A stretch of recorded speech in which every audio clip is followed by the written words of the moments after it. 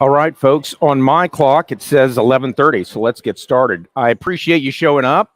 Thanks for coming to Cisco Live APJC. This is a great turnout, kind of a new dynamic in the way we've got things laid out.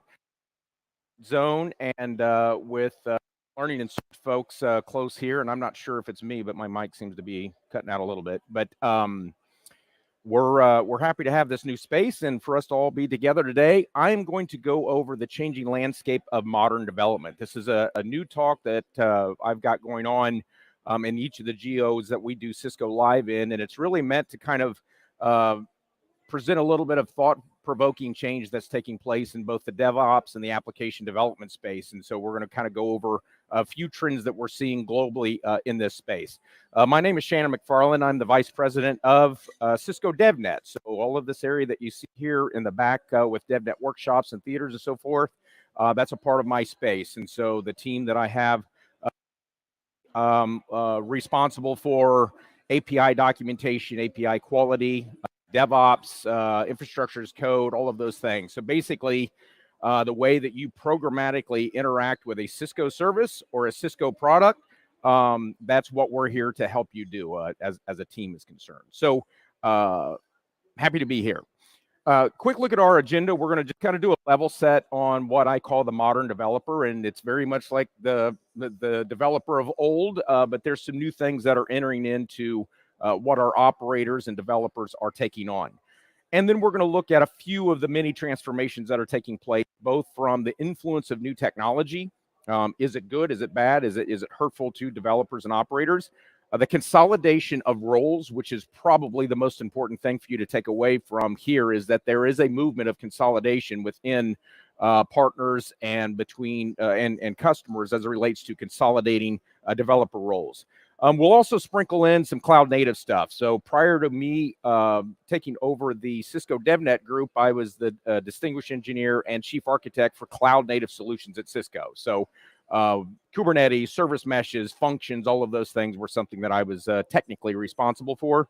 And so cloud native is something that is absolutely coming in to influence what's taking place in the developer space. And then we'll leave with some action items. So from the modern developer, a lot of things that we are used to gathering requirements, still the same. We're still gathering requirements as developers and operators. The thing that is new cycle is dealing with the increased complexity. And we'll actually talk about what we mean by increased complexity, both from a technical load and from the consolidation of roles. So this has been around a while. It's just getting more difficult. We've also, as operators and developers, we've also used a myriad of tools, different corporate tools, whatever it is. But we are now entering into a very, very diverse environment with tech sprawl. We'll talk a little bit about this in the new tech space. We also have somewhat involuntary collaboration that takes place. We've got a group that might be focused on writing Node.js code or Python code for a vertical line of business application. And now more things have landed on their plate. And now they have to be collaborative with either other teams that are writing in other languages or frameworks, or it could be that they now maybe for the first time have to understand and interoperate with folks that know infrastructure. Kareem was just doing a talk prior to this around AWS, right? And so we're actually seeing an injection of infrastructure influence inside of these developers' frameworks, and we'll talk a little bit more about that.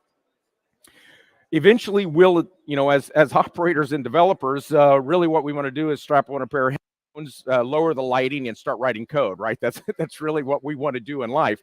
But it's becoming more complex. It's later in the cycle after user requirements and design criteria are met.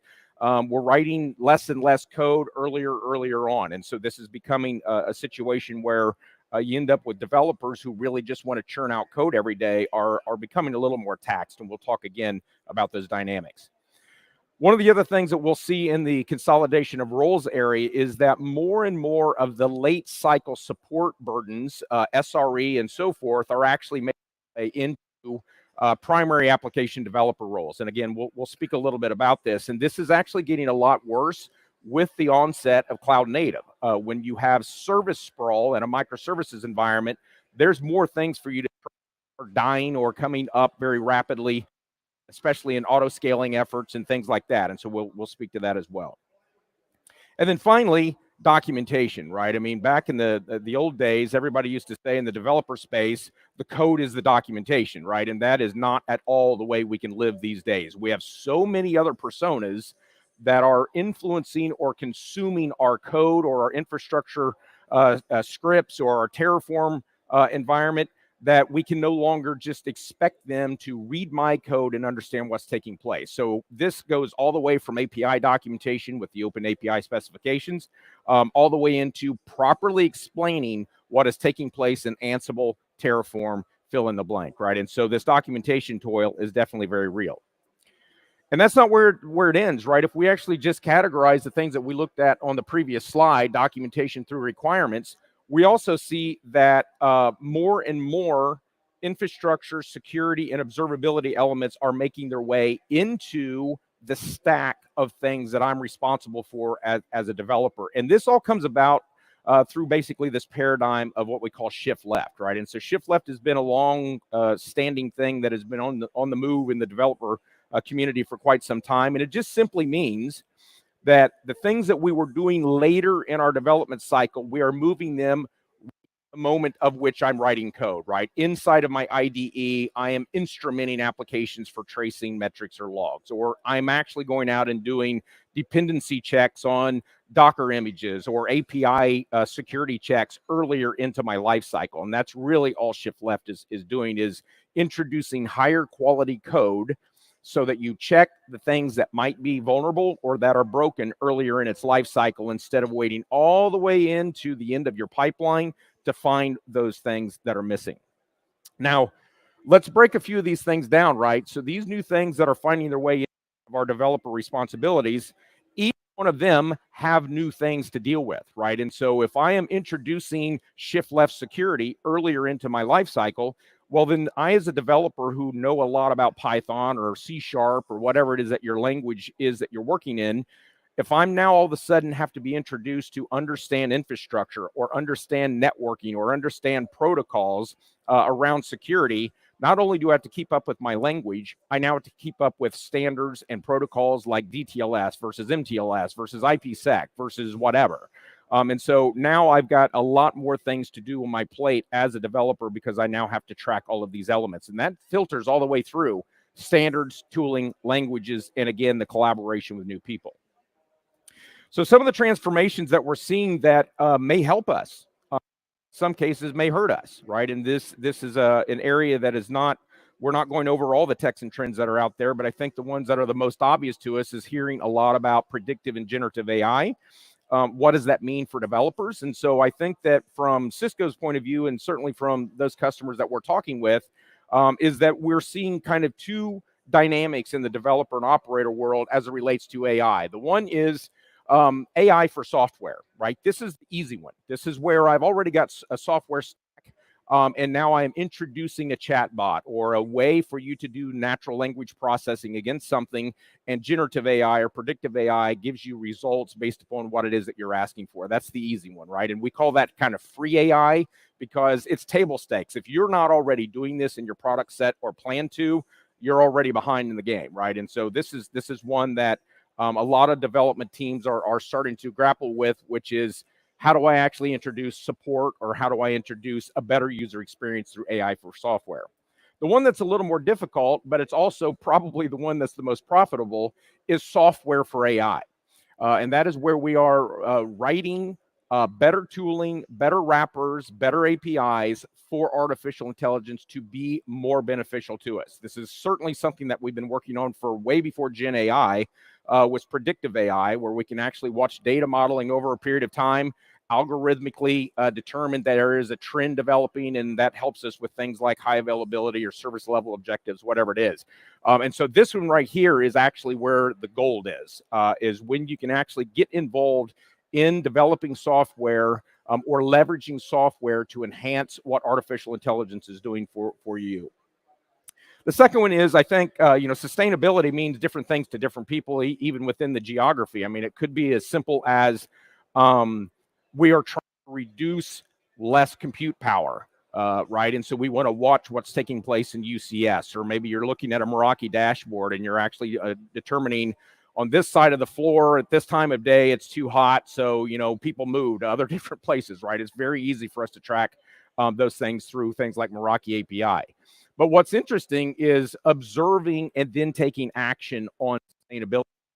This goes all the way into per language tracking, right? So for the last several years, every single year, you will see reports that come out of all kind of testing institutions that compare Python versus Ruby versus C# versus whatever on memory consumption, network consumption, power consumption, etc. Right? And so from a developer point of view, I actually may be influenced by someone that says we've got to use less network consumption or less memory or less CPU, and the language that you're writing our applications in consumes too much of that, right? And so we're actually seeing now that sustainability is influencing language and framework choice inside of our organizations.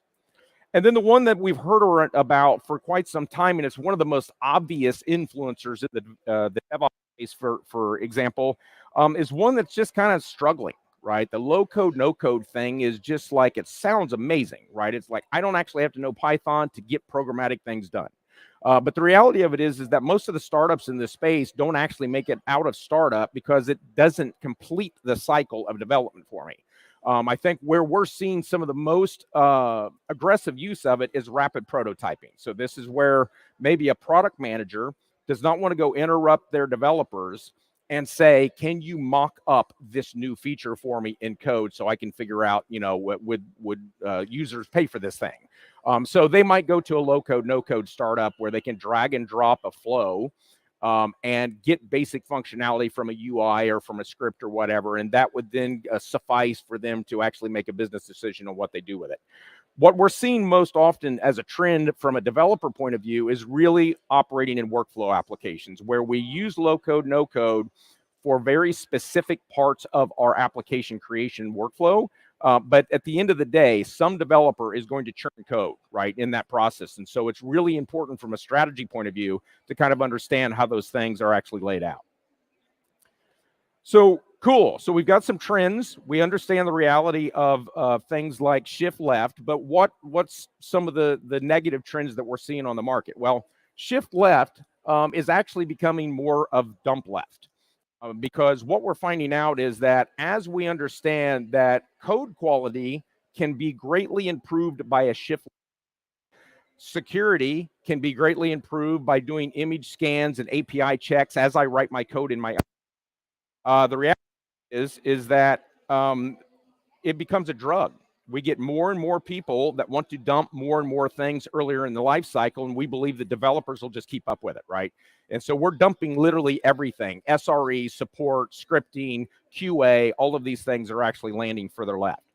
And so this introduces this thing of consolidation of roles, right? What used to be all of these individual roles and responsibilities and personas that you have in the developer world, all the way from web developers to database, front end, back end, SRE, UX, all of these things are actually coming under this more generic persona that is just a developer, right? And we're expecting them to have either experience in this space or they're gravitating towards learning that space. And this is introducing a lot of complexity in the environment. And it's not only just the technical consolidation, it is a mindset of people who count money for a living.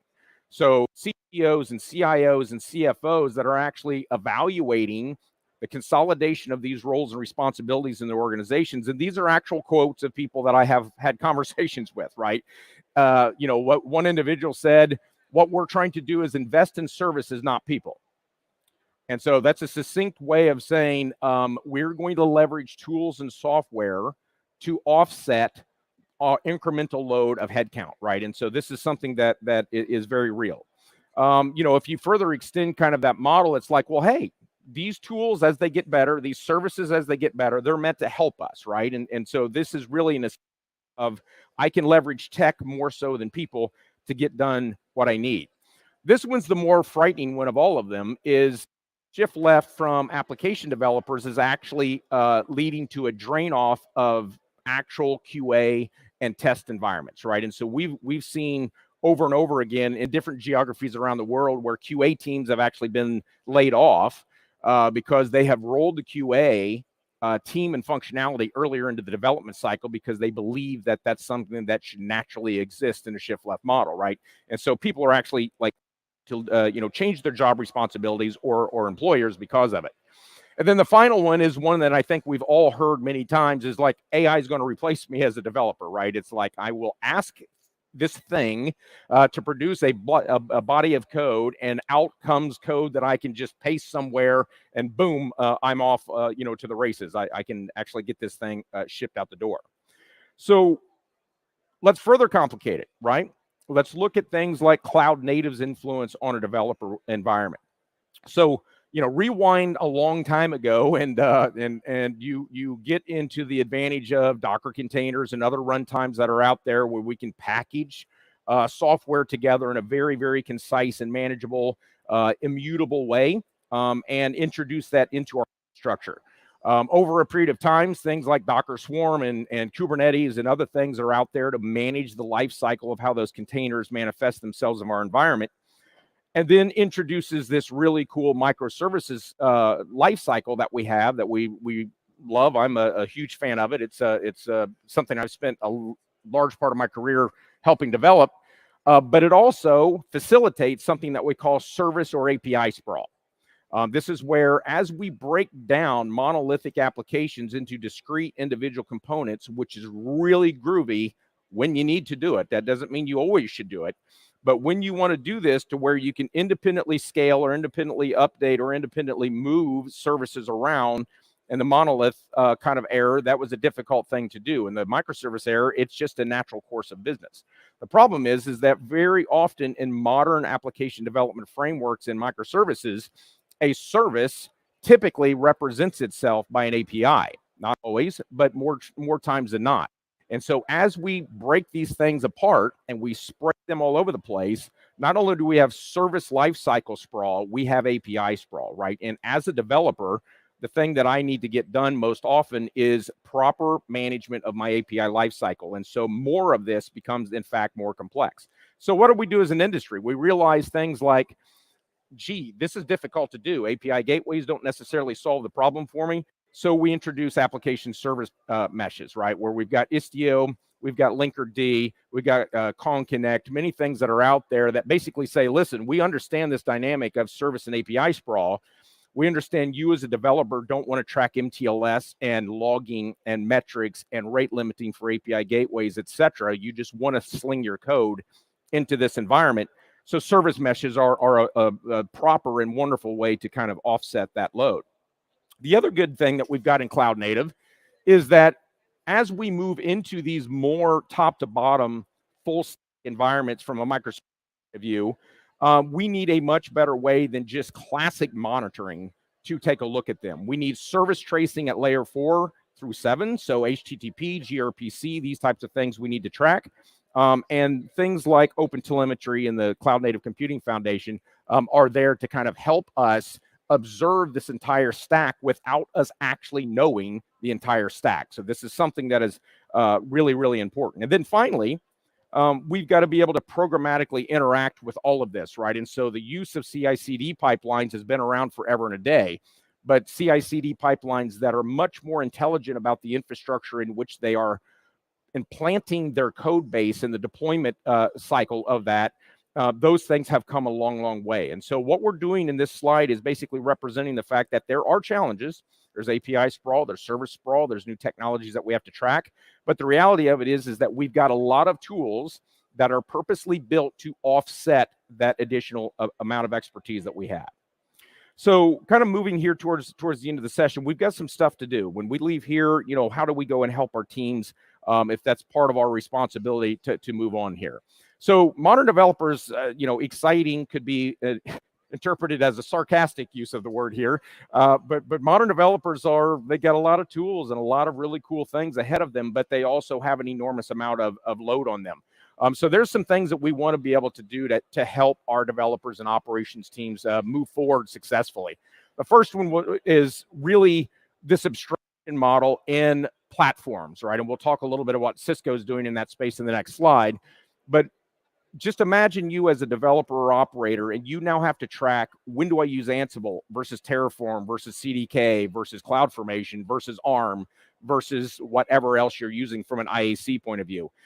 Maybe I've got to do, RESTful APIs and gRPC and GraphQL APIs and all of these things based upon the product of which I'm interacting with, right? And so it's murderously difficult for someone to be able to track all of that complexity. And so when you are introducing a platform, whether you have a singular or at least a reduced suite of APIs, you have a single face from automation from an IAC point of view into that platform. All of the things that are southbound of that platform can be handled by the platform abstraction itself. And so this is one way that we're absolutely seeing industry-wide folks are leveraging the power of platforms in that space.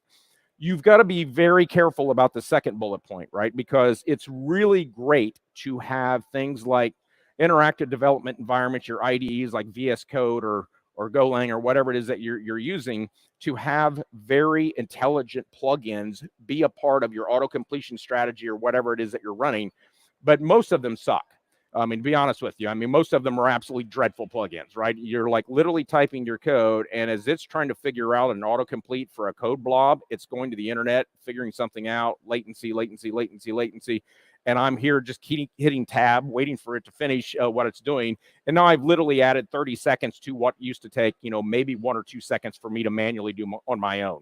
So while this shift left model of building intelligent frameworks further left or inside of your IDE environment are very powerful, the reality of it is you got to be very, very cautious about kind of how you do that. And we'll talk a little bit about what we're doing in that space. And then the rest is really optimization and streamlining, right? Is to understand, are you aligned to the proper automation strategy? Is everyone operating with the same assumption of when Terraform matters versus Ansible versus something else? And then obviously being able to improve the collaboration between developers and operations teams when they have to communicate with people they've never talked to before.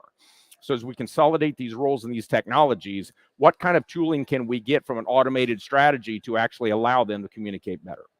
So from Cisco's point of view, some of the things that you've seen in the news and we announced at Cisco Live Las Vegas is stuff around our platform, right? And so the Cisco Network Cloud and the Cisco Security Cloud are things that were announced at Cisco Live in Las Vegas. And these are platforms. They are a way for you to singularly interact with a very diverse suite of Thousand Eyes and Duo and SD-WAN and Meraki and NSO and fill in the blank on the networking side by revealing an interaction through an API or through infrastructure as code. And so you're going to see more and more about that.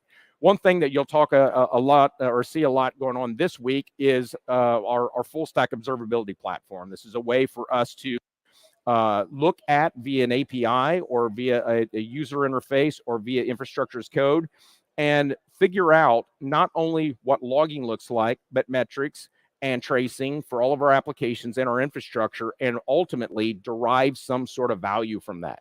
And over time, what you'll see from an FSO point of view is not only are we doing a much better job of giving you quote unquote full stack observability across all the layers of your infrastructure and your applications, but those insights turn into actions where we can actually say, this action tells me predictively that over a period of time, something needs to take place. And that could be a human doing that. It could be a tool doing that. And so that is an area where we've got a lot of focus. Inside of using APIs and infrastructure code, that's really something that the Cisco U team, and learning and search right here in the booth I'm in, and then our group over here in DevNet, it is our responsibility to help you with understanding what APIs are used for our products. How do you interact with them? How do you build services against them? When you're going to do an automation task against something within Cisco or even open source projects, what kind of infrastructure or code selection do you have and how do you best use that? And then down here, at the bottom are some very tactical things that you can walk away with doing. For example, if you actually look at all of the things we've talked about from a how do I shift left, how do I make things more secure, how do I do them in a consistent way throughout my pipeline, and then monitor and manage them once they get to their end state from a production point of view, a solution that we have at Cisco called Panoptica, and you can go to panoptica.app right now and sign in and actually give that entire solution. We've got hands-on sessions going on this week around Panoptica. But it is a way to manifest that entire life cycle, right? It is your ability to actually deal with the inception of code and it makes its way through an entire microservices environment. And then how do you maintain the continuity and the security of that ongoing without a bunch of human interaction with it, right? And so this is a solution set that's shipping now that's doing this very thing, right? So that's it for me. So from an action point of view, right here in this booth, you know, do a scan of the Cisco U stuff. They're right here and around the corner to kind of walk you through what this looks like. How do you actually go learn about this? How do you maybe eventually want to get certified in a space around you know, multi-cloud? Those types of things are available for you here within Cisco U. And then come and visit us right across the way here. We've got a theater session, 2 workshops, learning labs is all the responsibility that we have here at Cisco DevNet. And we're also, DevNet is celebrating our 10th anniversary this week. So we've got a party going on this week over here with champagne and cupcakes. So if you need a sugar rush counteracted with champagne, come and see us. But I'll leave this next slide up here. You'll see it a million times this week. To fill out your session surveys so that you can get a free shirt. So that wraps it up for me. I think that we've got a little raffle action here, right? Don't blame me if I don't pick the right one. 163-128. 163-128. You got it? Awesome. Very cool. We've got a few minutes left over. Any questions? Or you just want out of here? I want to eat lunch, and I don't want to hear this guy anymore. Well, I am here all week, right? So please come and trip me in the hallway or something if you want to chat a little bit about this. I've got an innovation talk later this week, actually Thursday. That is talking about extending API experiences with full stack observability. I've also a theater session coming up this week as well, talking about a little more of what we talked about here, shift left, cloud native technologies, and so forth. So appreciate the time. Have a great week.